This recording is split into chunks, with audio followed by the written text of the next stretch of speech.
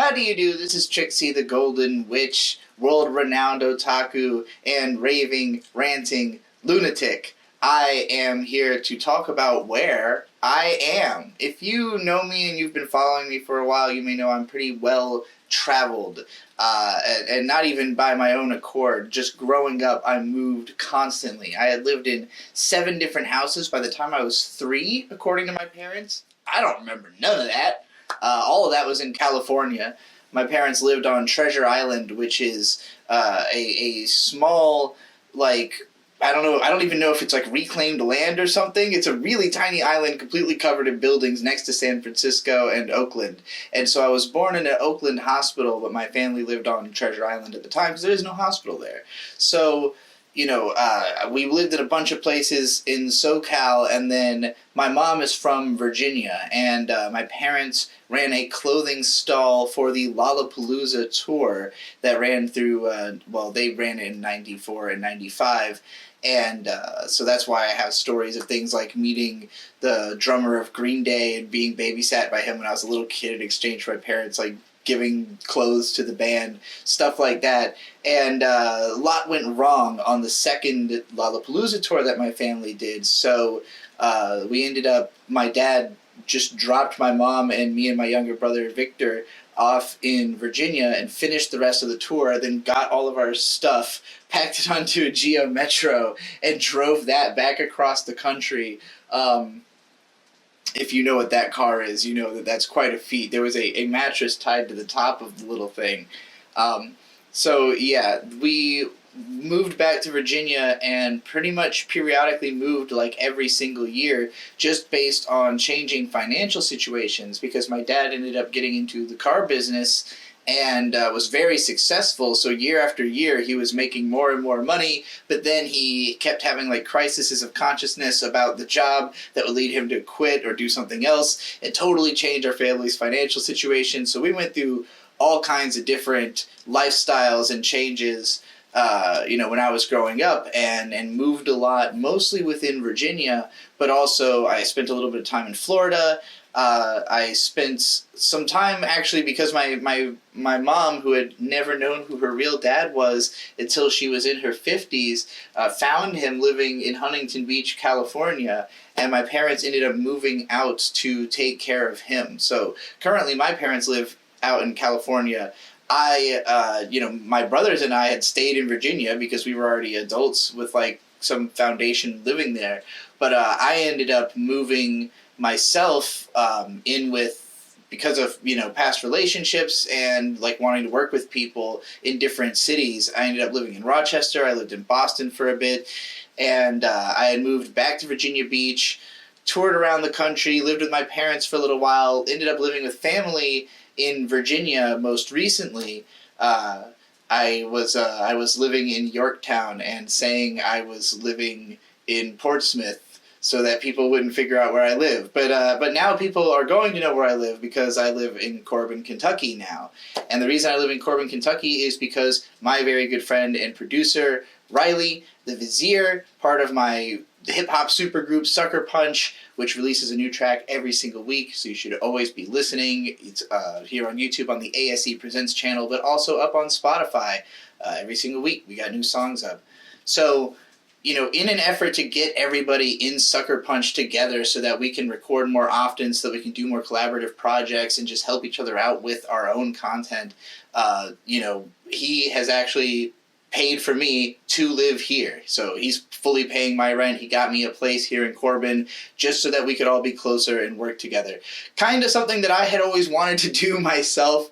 I always wanted to move a bunch of my creative friends in to do things like set up nice cameras. Like right now, before I started recording this, Riley came and, set up a nice DSLR that, gets better picture than what I can get off my phone.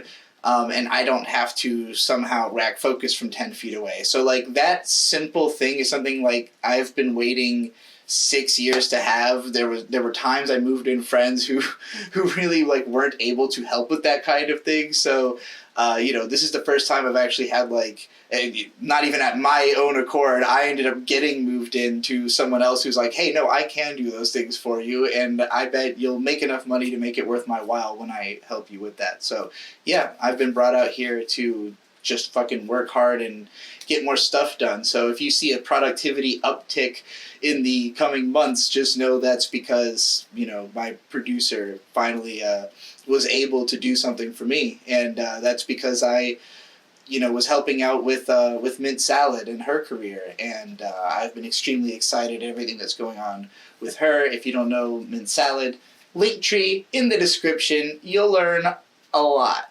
But yeah, so that's why I'm out in Corbin, Kentucky. This place is really interesting. This is where the first KFC is. So if you're thinking like, oh, Kentucky, you mean like Kentucky Fried Chicken? No, yeah, seriously. It's in town. I've been there. I've eaten at the first KFC. It's fine. It gets really bad reviews, but it's fine. KFCs are not usually that great, but KFC is like the first franchise that ever went global and became like the biggest multinational fast food franchise that like McDonald's actually was sort of copying the example of, and Walmart and everything that's gone hyper global from America. Colonel Sanders really started all that. And as somebody who's been around the world, I appreciate how big a fucking deal KFC actually is on a global scale.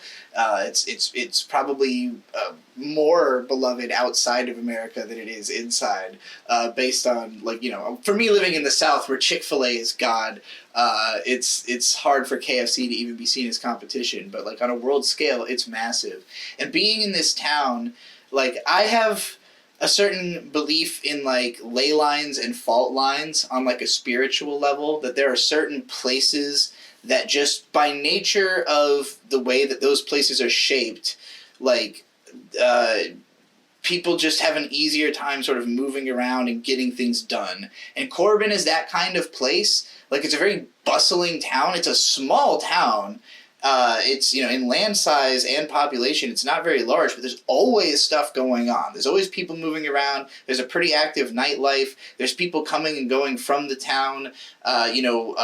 In these vlogs, you'll eventually meet a friend of ours, Nick, who just kind of drifted into town, and like we've been putting him up under our floorboards and stuff because he needed a place to sleep, and we were like, yeah, come chill here. So like interesting people just kind of migrate through this town. And it to me has like a kind of energy to it that makes it exciting. And it's a small town that's easy to walk around. You can get to whatever you need. It's there. It's fairly accessible.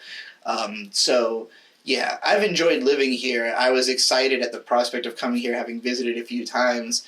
And, especially knowing that we'd have a better place than the one that they had been living in before. Everything's sort of springing up in this wellspring town.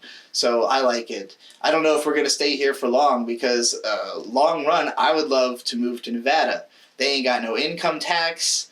They have way more legal drugs and way more loose sexual...